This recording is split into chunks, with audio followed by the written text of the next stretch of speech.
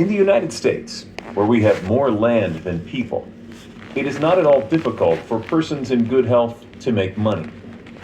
In this comparatively new field, there are so many avenues of success open, so many vocations which are not crowded, that any person of either sex who is willing, at least for the time being, to engage in any respectable occupation that offers, may find lucrative employment. Those who really desire to attain an independence have only to set their minds upon it and adopt the proper means, as they do in regard to any other object which they wish to accomplish, and the thing is easily done. But however easy it may be found to make money, I have no doubt many of my readers will agree it is the most difficult thing in the world to keep it.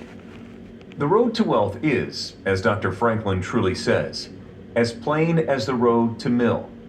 It consists simply in expending less than we earn. That seems to be a very simple problem.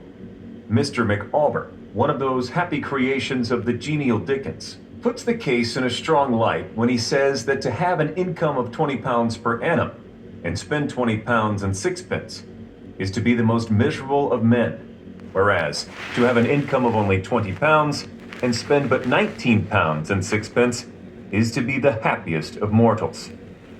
Many of my readers may say, "We understand this. This is economy. And we know economy is wealth. We know we can't eat our cake and keep it also."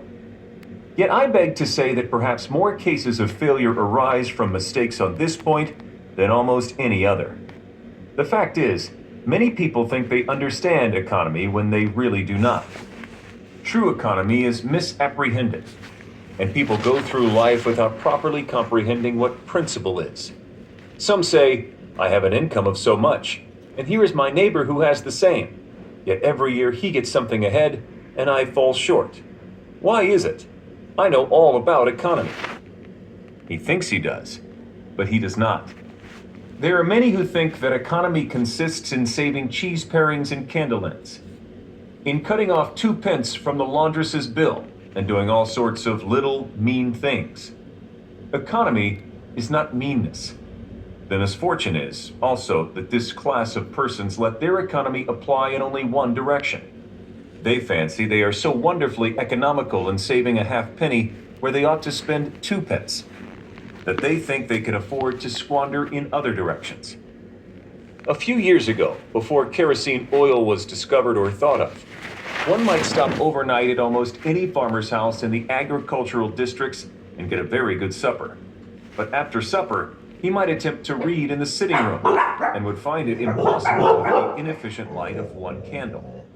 The hostess, seeing his dilemma, would say, "It is rather difficult to read here evenings. The proverb says, 'You must have a ship at sea in order to be able to burn 2 candles at once.' We never have an extra candle except on extra occasions. These extra occasions occur, perhaps, twice a year.